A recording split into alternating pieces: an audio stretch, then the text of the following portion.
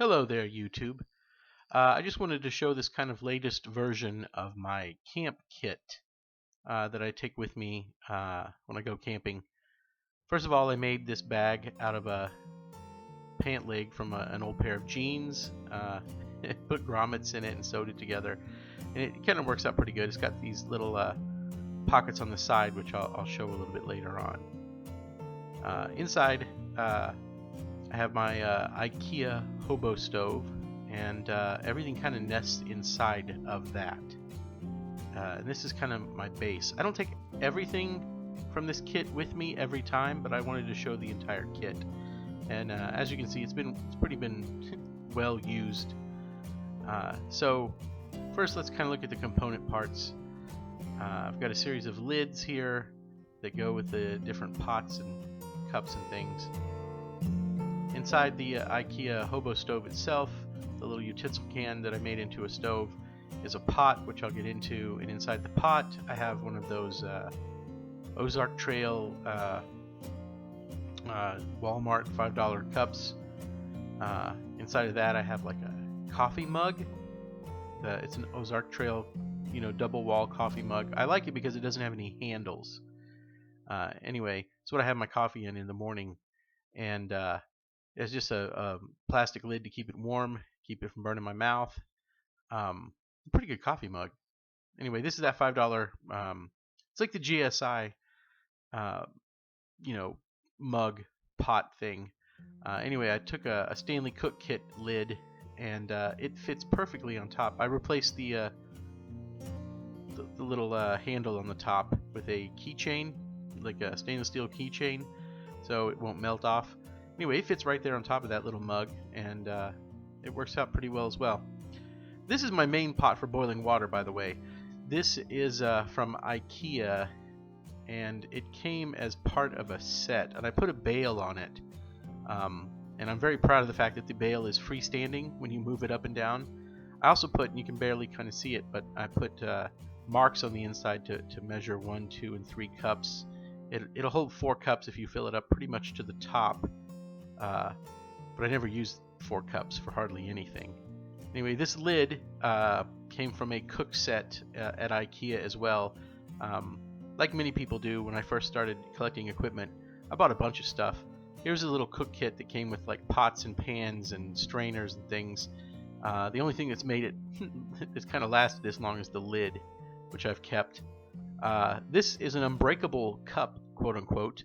I used it in a play that I directed many years ago, and now I take it with me camping to, drink whiskey. Because, priorities. Anyway, it nestles in amongst everything. I could drink it out of the coffee cup if I wanted to, or that knockoff GSI cup, but it's nice to drink it out of like a cup, looks like you'd get it at a bar kind of, thing. Makes the whiskey taste better.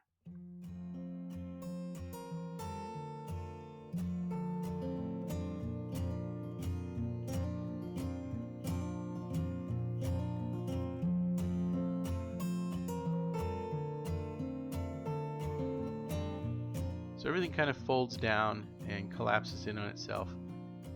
And I don't necessarily always take all this stuff, but this is kind of the basic kit, so to speak.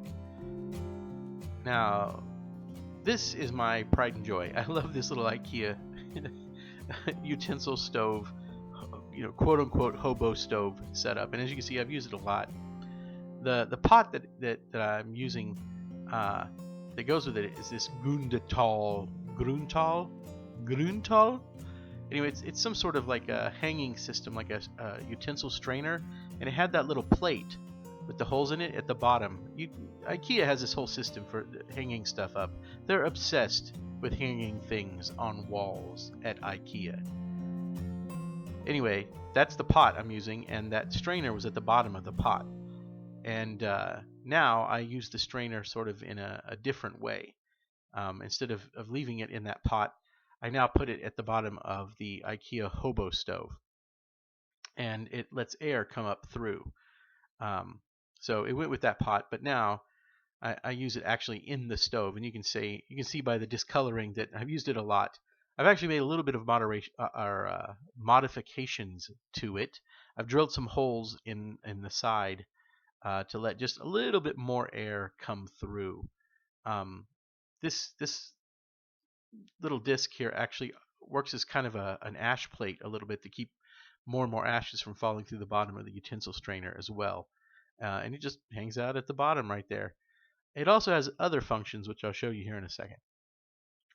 With this cook kit, I have like this tiny little um, tongs for handling wood and the fire and picking up the stove itself if I need to. Out of some aluminum bars, I took a Dremel and made my own little pot stand. And so this IKEA pot sits on top. I usually use these little cross braces. Actually, they're very handy. You can still feed in wood from the top if you need to, or you can feed in wood from the side, the hole. But most pots aren't wide enough. I'm one person most of the time, sometimes two, but I don't usually use pots that are big enough to sit on the top. They're not wide enough, so the cross braces are kind of a must. Anyway, here's me using some hand sanitizer to get my Hobo stove wood started. I usually do that or fat wood, or maybe ever so often like a Vaseline covered cotton ball. And I would pretty much always use matches or a lighter. I'm not terribly bushcrafty. I have a ferro rod, and sometimes I'll make a fire that way, but most of the time not. Like most of the time, I try to go the easiest route possible. Anyway, the Hobo stove's fun. I really like it. It's like having a campfire there. Like if you don't want to build like a full fire ring campfire, you have like a fire in a can, so to speak. And I really like that about it. Lately, I've been experimenting with alcohol stoves, and of course, mostly because I've been watching the internet. Hey, by the way, this is another configuration. You can put some tent stakes through the IKEA stove, which I'm sure you've seen in other videos, and that pot just kind of nestles down in there, so that's kind of good. I first made myself like a little like cat food can, tuna can stove that holds alcohol, and it holds just enough to heat about 2 cups of water pretty well. And so I have this little system rigged up with the tent stakes as well, so that I can put that Grundtal pot right on top and put some alcohol in, and it works pretty good. It heats it up, and the IKEA stove itself works as sort of a wind block, like a windshield. So that's pretty handy. Now, when I use the cat food can, I can put it at the bottom, but if it's not super windy, sometimes and also this works like sort of like a candle at night if I want it to, if I want to just waste the fuel a little bit. But I can also set it on top, right there of the tent stakes, and make something on the top. Use the little tuna fish can stove right there at the top of the IKEA Hobo stove, and it works nicely as well. If the ground that I'm working on is pretty flat and stable, this works pretty well as well. If it's kind of rocky or uneven, I usually put the alcohol stove, lower in the IKEA can. But aesthetically, and I'll mention I'm not immune to the aesthetics of this. I kind of like the aesthetics of it just being up there, raised up at the top. Now, besides the cat food can, I recently bought a Trangia knockoff alcohol stove here. This one I think is from Alox. I don't know how to pronounce it. What I like about it is it has this little cap that you can put the fire out and save whatever alcohol you don't burn. And I use HEET, by the way, HEET. That little disc at the bottom of the IKEA stove, this is very handy for this reason right here that I'm about to show you. You can take it off of the bottom of the IKEA Hobo stove, flip it over, and it makes a little platform. So that's what I can put that tuna fish can on, or I can put the Alox Trangia stove on it. And here you can see it. I've turned off the lights. This is filmed at a different time, and I've put up a little wind block around the whole thing just to kind of contain it. But as you can see, it is just about the perfect distance with those braces right off the fire to heat up some water. So oftentimes, what I've learned, here's why I'm using the alcohol stoves, is I've learned to really like those in the mornings when I want to make a cup of coffee and I want to make it fast and I'm not in the mood to like gather a bunch of twigs and load up the Hobo stove itself. The alcohol stoves work really well when you're kind of grumpy and need a cup of coffee in the morning. Anyway, this is the kit that I'm currently kind of working with.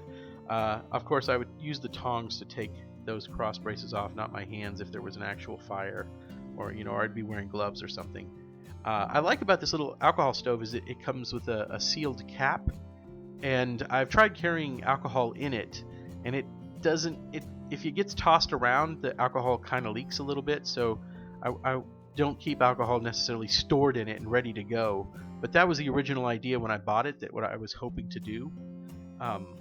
Anyway, that little Alox alcohol stove is my new kind of thing here with my cook kit, is to kind of nestle it inside of all the cups, and if I don't use that, then I can take along the cat food can and nestle it inside those cups, and then pack everything away just as I would back inside the kind of homemade denim bag. The only thing about it is, and you'll see me kind of struggle with it here, is you got to be kind of gentle, and you have to wait for the IKEA Hobo stove to cool down. The nice thing is putting it in this bag is I don't mind if it gets sooty and a lot of ash on the outside, and because the outside of that pot rests inside of it, it protects everything else from soot, and you don't get it all over everything. These little pockets on the outside are pretty handy. I keep my tent stakes in there, and you can't see it, I didn't take it out, but there's like a little folded up piece of aluminum foil if I need to put it down first if I'm worried about something catching fire or getting too hot below the Hobo stove. I keep a piece of cardboard to put around the cross braces, but that's it. There you have it. That's the latest version of my cook kit.